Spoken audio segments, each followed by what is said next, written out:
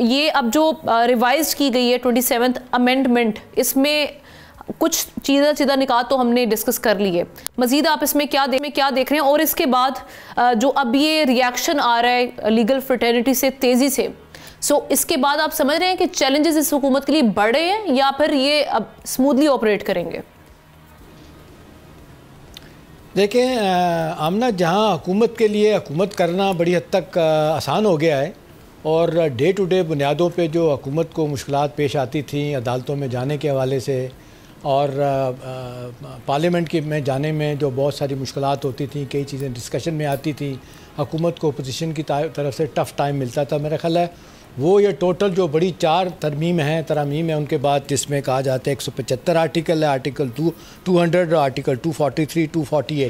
اس کے بعد تو کوئی بڑا چیلنج حکومت کے لیے نہیں رہا۔ وہ جو ایک کہتے ہیں نا، ایک تلوار لٹک رہی ہوتی تھی کہ اس کے بعد واٹ نیکسٹ کیا ہوگا، وہ بڑی حد تک تو مسئلہ حل ہو چکا ہے۔ لیکن 2-3 چیزیں بڑی امپورٹنٹ ہیں آمنہ، جو آپ سوال پوچھ رہے ہیں، میرا خیال ہے آئندہ آنے والے دنوں میں مشکلات ہوں گی، چیلنجز ہوں گے، لیکن بڑے 3 ٹیک اویز آپ کہہ سکتی ہیں کہ جی یہ کرنے کے بعد حکومت کو اب کیا کرنا، کیا اچھی چیز ہوئی۔ میرے خیال میں ڈیفنس آف پاکستان مضبوط ہوا، ڈیفینیٹلی ہوا۔ اگلا سوال ہے کہ جی پھر کیا اس سے گورننس امپروو ہوگی، یہ ایک سوالیہ نشان ہے، کس حد تک ہوگی، نہیں ہوگی، پھر حکومت کیا کرے گی۔ اور پھر یہ جوڈیشل سسٹم کے بارے میں کہا جا رہا تھا یہ بہتر ہو جائے گا، وہ ہوگا۔ یہ بیک لاگ جو کہا جا رہا ہے 22 لاکھ سے زیادہ ٹوٹل کیسز ہیں، 60,000 کیسز جو ہے نا سپریم کورٹ میں ہیں، وہ اتنی آسانی کے ساتھ کلیئر ہوں گے۔ اور یہ جو بار بار ایک بات اور آ رہی ہے جو میرا خیال ہے مشکل ہوگی، لیکن ایک تو اپوزیشن ہو رہی ہے کہ جی الٹرا وائرس ہے یہ ساری طرح میں، اور دوسرا یہ ہے کہ جی یہ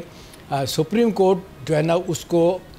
آئینی کورٹ کے انڈر کر دیا گیا ہے۔ اب دیکھیں یہ ایک بہت بڑی ایک لڑائی ہے، اس حوالے سے کہا جا رہا ہے کہ سپریم کورٹ کے اختیارات لے لیے گئے ہیں، 70% بڑے کیسز جو ہیں ہی وہ آئینی معاملات ہیں، وہ چلے جائیں گے آئینی کورٹ میں۔ اب 2 بحث ہو رہی ہے، چیف جسٹس آفریدی صاحب ہیں سپریم کورٹ کے، اور امین الدین خان ہے جو آپ نے دیکھا وہ آئینی بینچ کے سربراہ تھے، اب وہ لگ رہا ہے کہ ان کو بنا دیا جائے گا آئینی کورٹ کا بھی، فیڈرل آئینی کورٹ کا ان کو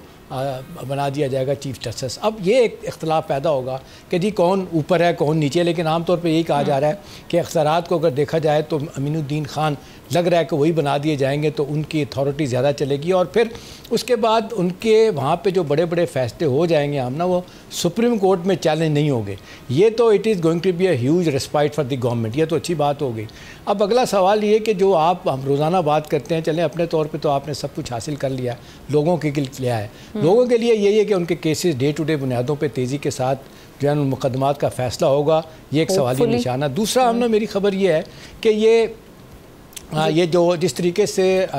بلاول بھٹو اور زرداری صاحب نے اپنی بات منوائی ہے، یہ آپ کی 18ویں ترمیم اور NFC ایوارڈ کو جو ری وزٹ کرنا تھا وہ اب نہیں کیا گیا اور اس کو چھوڑا گیا ہے۔ میری اطلاع یہ ہے کہ یہ اس حوالے سے وہاں پنڈی والے خوش نہیں ہیں، اور بڑا واضح طور پہ کہا گیا ہے کہ جی ہماری اکنامک کنڈیشن بد سے بدتر ہو رہی ہیں، ہمارے خسارے جو ہے نا بجٹ کے بڑھتے چلے جا رہے ہیں، دفاع کے لیے پیسے کم ہیں، ڈیٹ سروسنگ ایک ہیوج مسئلہ ہے، آپ نے اس کو کنٹریبیوٹ نہیں کیا۔ لیکن ایک ہارڈ لائن لی پیپلز پارٹی نے، آپ نے دیکھا بھٹو صاحب بلاول بھٹو نے کہا کہ جی کسی کا باپ بھی اس کو نہیں چھیڑ سکتا، تو یہ ساری چیزیں it didn't go well with them. وہ عام طور پہ یہی کہا جا رہا ہے کہ جی اس کے بدلے میں آصف علی زرداری صاحب کو فیور بھی ملی نا۔ جی چلیں ایک آخری بات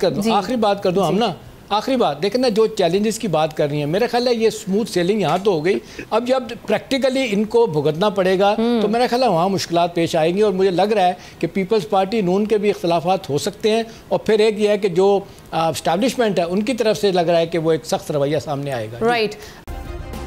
سبسکرائب کریں اور بیل دبائیں تاکہ کوئی خبر رہ نہ جائے۔